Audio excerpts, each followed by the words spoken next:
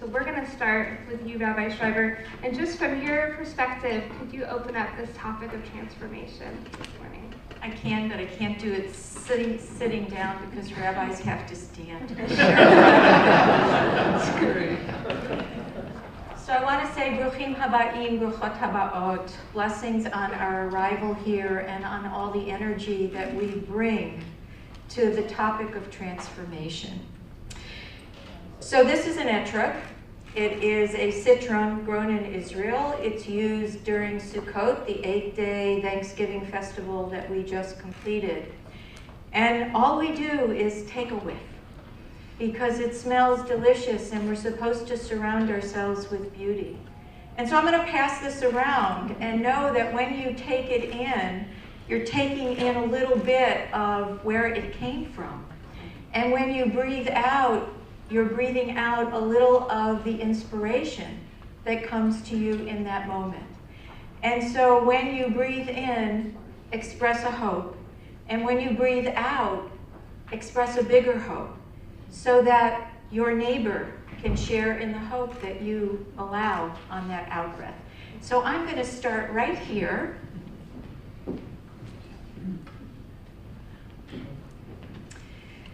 So transformation for me is about a shift in perception that once it happens, it doesn't allow you to ever go back in looking at the same thing in the same way. And the transformation moment that I'll share with you is Hagar and Ishmael. And so the Jewish text has a number of characters in it, and some of them are mainstream, and some of them are placed outside or peripheral to the story. And in the placing of them at a distance, that distance gets amplified over time. And in that amplification, there are voices that come from the tradition which vilify or somehow create a difficulty in being able to embrace the difference or the other.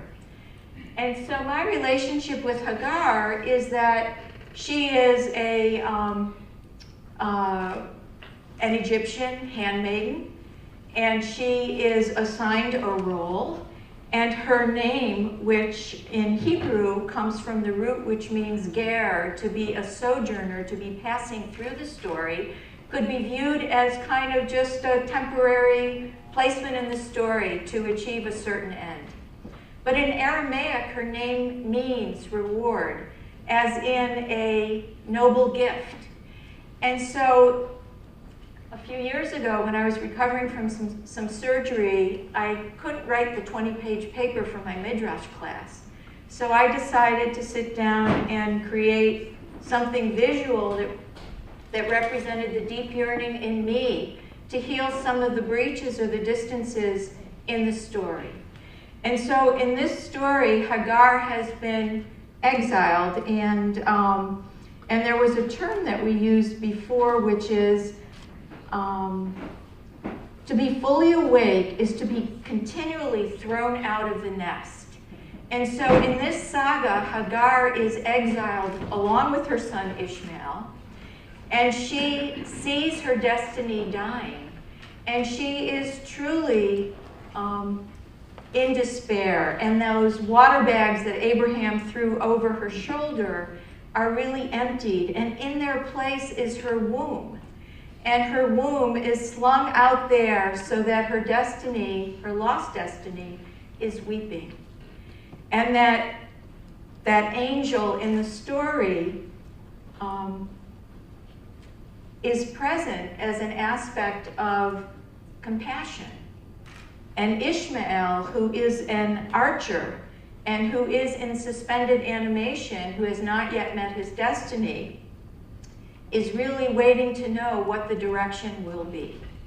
And Hagar, in her own place and in her own despair, and in a moment of what she believes to be futility, is told that if she could only open her eyes, everything that she needs has been there all along. And so that weeping of that rechem, that place of compassion, which is where we give life, becomes the wellspring that is able to sustain her. And Ishmael, who is really the first child of the tradition, the first child of Abraham, who is the first to be inscribed with a holy mark of circumcision, is given an equal legacy in the tradition. 12 tribes, a whole nation. How would our story be different if we understood that the matriarchs of our shared common sacred story are really noble characters who have been written out because of the way in which the political challenges of each period have allowed us to distance themselves. So yesterday we heard about othering, and this is really about mothering. And it was a way for me to mother Hagar back into the story and to act as a midwife so that I can claim her as a noble ancestor who was equally present. But again, in the story, how are you going to promote the promise if we don't spread the seed? And we can't do it if we're just sitting in this room. We have to go out and manifest that potential. And so my blessing, I think, is that you find those places that need redemption. And you redeem them from the servitude that they had and give them a new place so that you really can renew your attachment to them and write a better story that you can live more fully.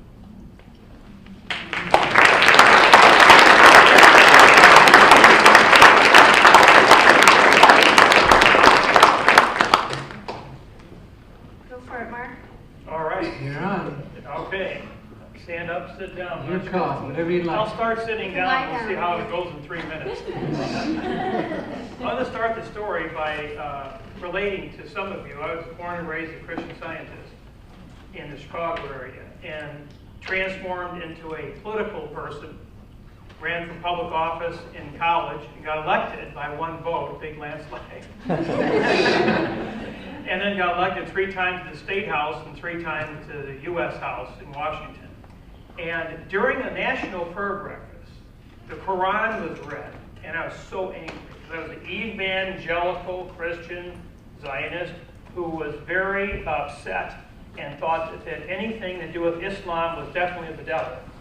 So as a consequence, I wrote a fiery letter off to the titular chairman of the National Prayer Breakfast, just insulting him and so forth in certain verbiage for having the gall to allow the Saudi ambassador to read the Quran. Anyway, make a long story short, he came to my office and asked me a few questions that were definitely transformative. So I had transformed from Christian Science to evangelical. Who knows what's coming next? So anyway, he said, now, have you ever read the Quran? Now, that's a practical question for someone who's so definitive on something. And I fancied myself as a young, up-and-coming congressman. And in my total arrogance said, no, hadn't read it. As you probably guessed already. Then he said the second question, which was a catapult into a whole different dynamic of thinking. He said, so what is your strategy for Islam anyway? I said, well, my strategy for Muslims, we need to convert them to the Christian religion, and that's the strategy. And he said to me, have you read the Bible? Now that one I could say definitely yes. I was very arrogant about that too. I said, yes, I've read the Bible many times. And he said, well, where did you get your strategy then? I said, what do you mean? I just told you, I read the Bible. The strategy to convert Muslims to Christianity comes from the Bible. He said, but where? Can you name one verse? Silence is powerful, isn't it? I couldn't think of a single verse and felt totally humiliated. Basically, in a nice way, threw him out of my office. But I thought to myself, why couldn't I think of a single verse? I believe the Quran was the devil. Why? Because I was said that. I was told that over and over by others, but never confirmed it for myself. The strategy was to convert Muslims or whomever to the Christian religion, but couldn't think of a single verse to back up this dogmatic, adhered to, totally belief strategy. So I felt completely embarrassed and started reading the Bible a second time and a third time over 1 year so I could redeem myself and write a whole letter to this man who came to my office and prove him wrong. And guess what? I couldn't prove him wrong. I proved him absolutely correct. I couldn't find a single verse. Jesus never mentioned the word religion once. He never mentioned the word Christian once. He never mentioned the word Christianity once. And Jesus spoke the beloved language of Aramaic, which is the cross between the Arabic and the Hebrew. And the Aramaic language has been studying it has been an absolute another level of personal transformation. In studying had spoken a little Hebrew because, being a Zionist Christian, I had to speak some Hebrew and be able to pray some of the Hebrew prayers. So I began studying a little bit of the Arabic and started studying Aramaic. And it was absolutely stunning to find out, when I read the Quran in English and read the Bible in English, they seemed in very critical, key theological precepts to clash like this. But when one takes the Aramaic and the Arabic of the Quran and the Hebrew of the Torah, they begin interweaving in a beautiful, much more comprehensible, common ground sense. So that sent me off on a trajectory to begin analyzing the holy books from the Semitic linguistic perspective. In the meantime, I needed to learn more Arabic, and I didn't know Sami at the time. But I did happen to bump into a black Sudanese sheikh, scholar of Islam from Chicago.